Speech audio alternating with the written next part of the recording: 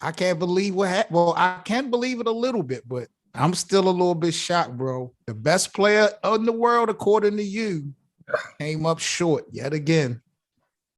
What, he had 31 points last night, 39 points last night, 39. but he shot 31 times. Like once again, KD was inefficient. Like the floor really is yours right now because you're going to have to talk to the bosses instead of me this time. I need you to explain what happened. What happened is that Boston came up with a plan where I think Boston, the only team that had a plan, the personnel to pull off the plan of stopping KD. Now, I'd put the onus on KD because you had to figure out how to get past that. You know what I'm saying? And as far as leading, like your primary who you are as a player is the scorer, bro. Stop trying to you trying to, be this passer and trying to facilitate for what? I love this. I That's not who you love this are. approach you're taking because this is the stuff that we ask of LeBron every year. We ask LeBron to be the facilitator, to be the floor general, to be the scorer, to be the coach, to be the GM. We ask LeBron James to do this. So why is it that Kevin Durant, who we put on the same pedestal as LBJ, he gets a pass and his only job is now to be a shooter? Come on, D. I'll say this. Heavy is the head, right? So as much as we talk trash about LeBron and him and his shortcomings, and we slander him, we gotta have the same energy for KD. So until he proves different, he gonna get slandered all offseason. You know what I'm saying? And the sad part is, I gotta look at. I'm not gonna question what you've done so far, but I gotta question where I rank you now. Like LeBron would have got you one, bro. He would have got you one, bro. Even if LeBron wouldn't have gotten you one, what Kevin Durant has not been able to accomplish on his own or as the man on the team. I'm looking at that sample size. I'm looking way back through OKC when he was the man. Yes, he had Westbrook and, Harden at a point, but he couldn't get it done there. He got it done with Golden State with Steph Curry, Klay Thompson, Steve Kerr, Draymond Green. He got it done there. Now he got his own squad, so to speak, with Kyrie. They even brought James Harden into the mix at a point. And I know a lot of things happened with the old vaccine situation and all that other type of stuff. But LeBron does not get these types of passes. So you're absolutely right, bro. When I look at the overall rankings, this is definitely going to hurt KD's legacy because this is not about his skill set. This is about his leadership. Kevin Durant has lost 8 of his last 9 playoff games. That's number one. 8 of his last 9 playoff games he's lost. The last 2 seasons, he got eliminated at home. Yeah. They lost to the Milwaukee Bucks in the Game 7 in Brooklyn. They lost to Boston yesterday in the Game 4. Mind you, neither team, the Boston Celtics nor the Milwaukee Bucks of last year, had a single player on their roster, D-Money, that has any NBA Finals appearance. That's what Kevin Durant and Kyrie and them lost to 2 straight seasons. They got exposed up and down and all around this year. Steve Nash is done. I don't care what Kevin Durant and them tried to say as far as running it back and how he got dealt a bad hand. Kevin Durant dealt that hand.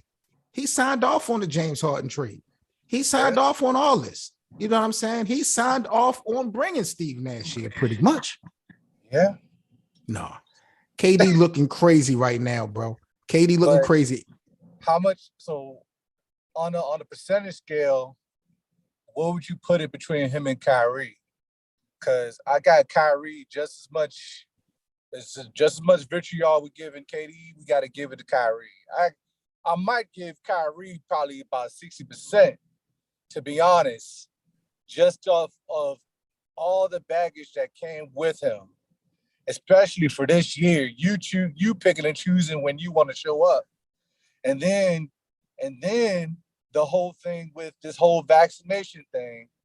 Then you're talking about making a decision with Sean Marks and them. Like, bro, what have you done to have this arrogance, bro? Like, what?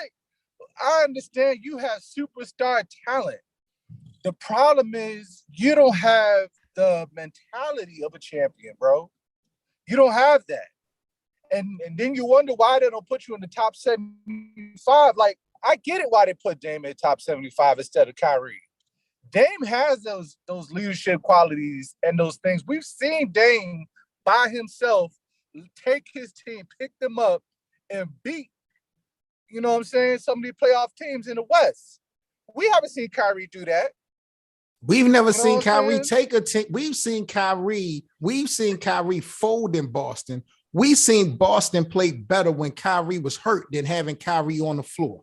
This is the same team that's just knocked Kyrie out. Kyrie is another one that's looking crazy now after leaving LeBron. Like, you got to look at Kyrie now. Like, this last night, it's early, but I think it's going to expose a whole lot. And when you talk about portions of the pie as far as giving blame, I'm giving KD 25%. I'm giving Kyrie 25%. And I'm giving, hold on. I'm giving KD 25%. I'm giving Kyrie 25%. And I'm giving Steve Nash, the supporting cast, and the general manager, everything else, I'm giving that the other 50%. Everyone played the role in the demise of the Brooklyn Nets. Everyone, even the role players, because they stood around when the games got close. And all these games that they lost to Boston was winnable, including last night. They sit around and they wait for Kyrie and Kevin Durant to do magic. Boston don't play like that. Boston got 3, 4, 5 guys that are willing to take a shot, make a play when the goals get stuff. They don't sit around waiting, looking for Jason Tatum or Jaylen Brown to score. Marcus Smart to get in there and do some dirty work.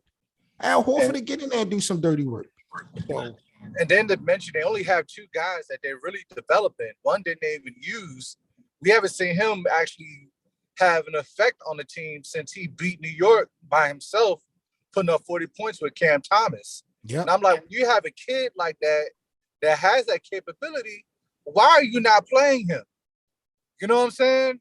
And then you have LaMarcus Aldridge, poor LaMarcus Aldridge, coming back out of retirement just for you to come back and waste his time. You know what I mean? It's looking bad. And then you finally played Blake Griffin. Finally. He played hard this series. Get some size out there, bro. He played hard this series. He threw it all out on the court. Come on, bro. What? But, it wasn't going to be enough. Blake wasn't going to be enough, but he played hard. Look, man, like I said, KD's gotten exposed. Kyrie's gotten exposed. Steve Nash has gotten exposed. Running it back to me is not an option. Yeah, and then I got to give you credit on another one about Ben Simmons. What do you do about Ben Simmons? Nothing. Like you do nothing. You do nothing about Ben because Ben wasn't relevant in this whole story. You cannot blame Ben Simmons for the demise of the Brooklyn Nets. Oh, he didn't help the cause. He didn't help the cause, but he didn't do anything to affect this for real. No, but as far as just being available and you have all these issues, then I'm still hearing about mental issues like, hey, dog, Doc Rivers really and Joel Embiid had that much of an effect on you that you're having these mental issues that you're just scared to even get on the court, my guy? What are we doing here? You really got to question how much these guys actually love basketball, bro. And that's why I'm saying, like, with Kyrie, I'm like, listen, I'm not knocking your religion, my G, but if we're going to continue this with Ramadan and you're going to be fasting every time we come to the first round of the playoffs, bro, what are you here for? We don't need you. We could easily just ship you to Orlando, bro. Ship you somewhere where you could just be the show and you can be all about you. They could pay you the money just to come in for you to be the spectacle. Well, that's what Ben Simmons needs. That's what Ben Simmons needs. To go to a team that has no expectations and just let him ball out. That's what he needs. Brooklyn is just too big of a city for him. Even though he left Philly, The Big Apple, man, is the Big Apple. Like once he got on the court, people were going to looking for him to produce immediately, especially playing with Kyrie and Kevin Durant. And if he's not ready, he's not ready. But it also goes to show that he's just not ready for big boy moments. And I can respect it if he just keep it real with himself. So hopefully Brooklyn can get him out of there and he can find a city that may not be a threat to win some championships, but at least he can, be comfortable and get back into his bag and mentally. But bro, it's so bad right now. I ain't worried about the mecca of basketball being in New York. We can't even call the mecca of basketball in New York. That is in question right now, bro. Like I mentioned that last night on Twitter. Then looking at Philly, I'm like, Philly, what the hell going on with y'all? And then let me explain something. Once Philly went up 3-1 on the Raptors, I just had to double back and look and see who their head coach was. When I realized that it was Doc Rivers with this 3-1 lead, I said, I know Toronto got a chance now. And what happened in Philly yesterday? They blew the doors off of the Sixers. They did. And you know what's worse? It's actually 3-0. It was up 3-0. They'll be the first. If this happens and they let Toronto come back and bring them to Game 7, it'll be the first time that an NBA team has allowed someone to come back from 3-0 if Toronto somehow pulls out this series. Unless an organization want the name, Doc Rivers has coached his last games in the NBA if they don't pull through this first round. I'm sorry. I don't see any team wanting him to be a coach if he's blown more Game 7s than any other coach in NBA history. And he's lost more 3-1 leads than any other coach in NBA history. Yep. And I think that's another thing that's getting exposed. These guys that's been living off these highs, you know what I'm saying? He's still living off that Boston. 2008. Off of 2008. Yeah, like, dog, like, nah, you gotta prove yourself, bro. And then the same way with Kyrie. You ain't won once with LeBron, bro. What's up with you? Man, I don't know. I don't know what's going to happen. Like a lot of these squads, man, and a lot of these older guys getting exposed. These younger guys are starting to come in. Y'all about to start seeing a lot of folks getting up out of these NBA, man. I don't know how to really explain it, but it's looking bad right now, bro. I ain't gonna hold you. Have you had an opportunity to watch the HBO series Winning Time about the Lakers? I heard about it. Man, you definitely got to check out this series called Winning Time on the Lakers, bro. It's a real good joint on HBO. If you got HBO, check it out, bro. I heard Jerry West was complaining about it. I don't know. They made him look crazy. Yeah, they made him look crazy like a real butthole in the show. You know what I mean? I don't know what he was like in real life, but that was his issue. The way they depicted his character, he had a problem with. So he's demanding an apology, but it is what it is. But it's a good show, bro. You got to check it out. Yeah, bro. I'm still a little bit shocked. Again, I'm still a little bit shocked about what happened yesterday, but I'm not 100% surprised. So now that Brooklyn is gone, how do you see the East playing out? Because Chris Middleton is hurt, so Giannis is a little bit short. Who do you think is the favorite coming out of the East? I'm still going with Miami, my pick from the start.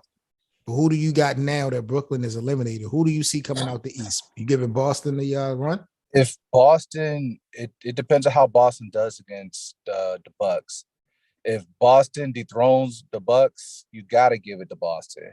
Got to, especially if they pack up who's supposed to be the new best NBA player in the league, and Giannis. If they pack him up the same way that they did KD, you got to give it to him, bro.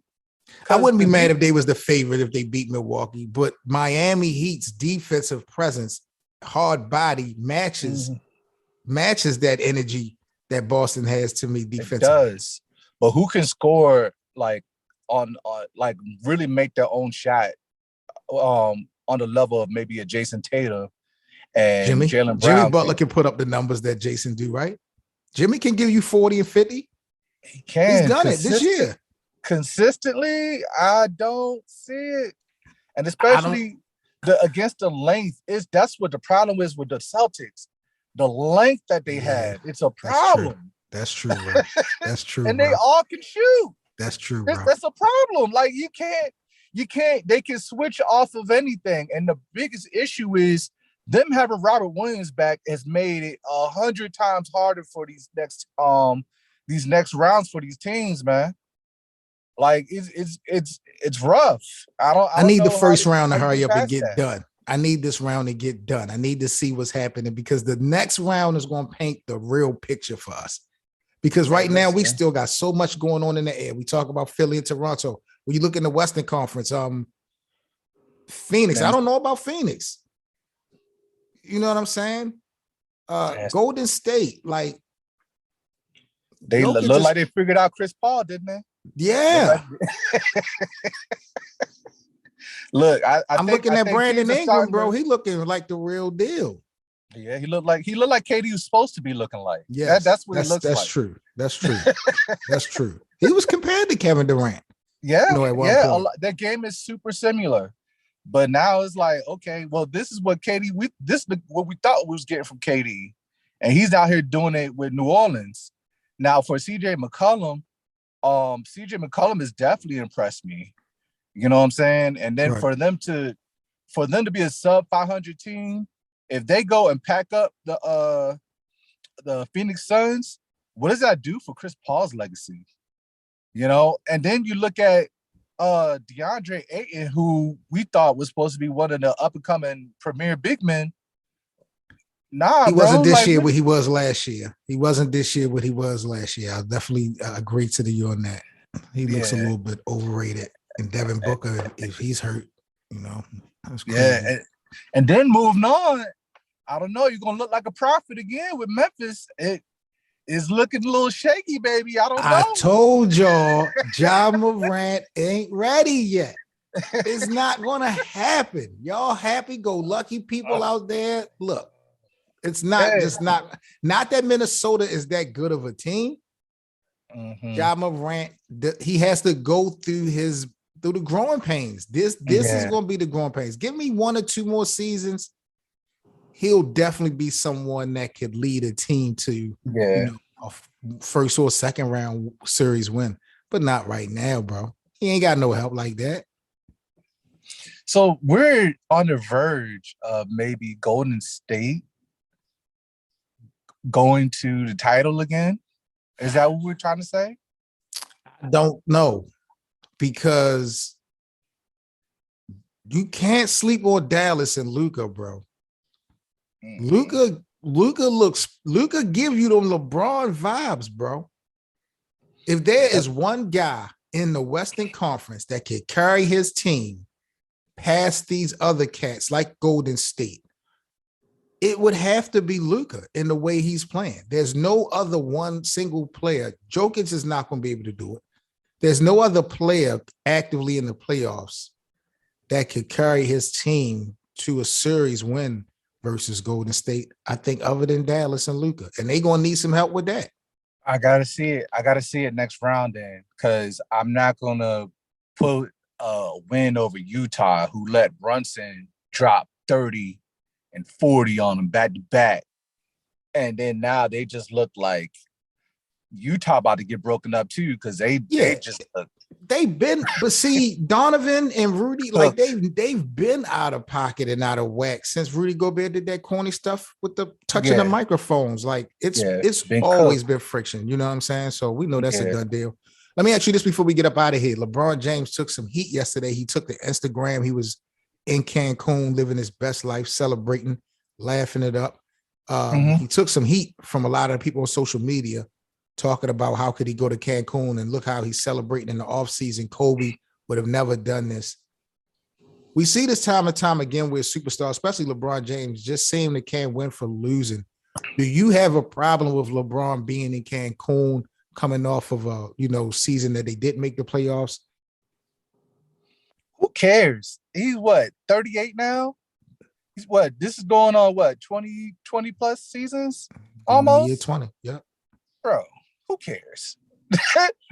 look, the season's good. The season got tanked. They ain't even make it in the playoffs. This is first time, honestly, where there's no pressure on this dude. You know what I'm saying? Since he's been in the league. Yep. Let that man live his life, man. Whatever. You know what I'm saying? He's made the playoffs every year, I think, after like his first couple seasons. So this is the first time he's really had I know they got bumped in the first round of Phoenix last year, but you know, and look, he's gonna, and honestly, I look at it like this: he's gonna need this break because we don't know what the state of the Lakers is gonna be when he gets back and has to go back to work. We don't know what's gonna go on with that. It's gonna be a train wreck all over again. Let that man have his break, man. It's gonna be all right. I'm gonna start campaigning for LeBron to demand a trade. I don't like the way the LA fans are treating LeBron. I still don't like these Kobe comparisons. Like I think it's corny. Like LeBron to me has done too much for a team that was just irrelevant. We know the Lakers are always going to be relevant because of their name, the banners, and the history, but they were nobodies during Kobe's last few years. And when Kobe left, like LeBron brought energy back to the city, brought energy back to that team. You know, other star athletes now wanting to come play for LA teams. You see the Dodgers won the World Series. The Rams just won the Super Bowl. Odell going to LA. Like LeBron's energy, you know, is contagious to me. Brought up one of them a championship, and they still hating on him, and they still comparing him to Kobe. And I know he'll never be loved like Kobe, but for the shots that they taken, I don't like it, bro. I just feel like there's no appreciation for real. And I think LeBron need to just fucking ask to go. Yeah, so far we got LeBron, we got Damian Lillard, we got possibly Donovan Mitchell, Rudy Gobert. If Philadelphia gets dealt out and gets kicked out after going 3-0, and seeing the comments that Joel Embiid had made against, basically it was a subtle shot against James Harden and Doc Rivers, does he start asking for a different location? Embiid, I think his cachet in the situation is different. I think his stature overrides those other two guys. So I could see Philly and Daryl Morey getting rid of Doc Rivers and James Harden before Joel Embiid. I don't think that they would even let Joel get that upset and frustrated that he wants to be gone, because he is the anchor. If they was going to get rid of Joel, they should have did it when they had Ben Simmons. I said that. Yeah. I said Joel immaturity, he was the one, but they decided to go with Ben. Yeah. James Harden, even though he got a relationship with James Moore, he's just too unpredictable. So you can't consider building the franchise off of James Harden. And we just talked about how Doc Rivers is getting exposed. So they can't allow Joel Embiid to get that frustrated that he demands to make a trade. I think if you see frustration with him, they'll get rid of those other guys before they allow Joel to walk out. Because once Joel walks out, it's straight rebuilding mode. Done. Straight rebuilding again. Mode. Again. And rebuilding from nothing because they ain't won anything. You know what I'm saying? So it's just like, nah. It's the NBA, man. I love this game. You already know the vibes, man. Yes, sir. Yes, sir. Hey, look, we're going to see what's going to happen tonight. That's all I'm going to say. These next 2 days is going to be detrimental. This is the Best of 7 Sports Talk, y'all. Make sure y'all tune into the night's games. We'll be tapping in later on this week, giving our thoughts and our opinions. D-Money, I appreciate you chopping it up this afternoon, fam. Appreciate you, big dog. All righty, man. I'll sign off, and we will get back with y'all guys this week. Y'all enjoy the NBA action. We out. All right, man. Peace to my NBA family. It's your host, Seven Mitchell, with the Best of 7 Sports Talk. I just wanted to take this time out to say thank you to each and every one of you guys for so much support for the podcast. I hope you guys are really enjoying some of the outside the box angles we take, bringing you in these NBA storylines. Please don't forget to like and share. Most importantly, rate the podcast. You can follow us on social media. All the links will be in the description. And if you would like to contribute to the Best of 7 Sports Talk platform, we have merchandise available, as well as links for the merch, and donations will be all in the description. Once again, thank each and every one of you guys in the NBA community for supporting the show. This is Seven Mitchell with the Best of Seven Sports Talk. Let's talk some NBA action.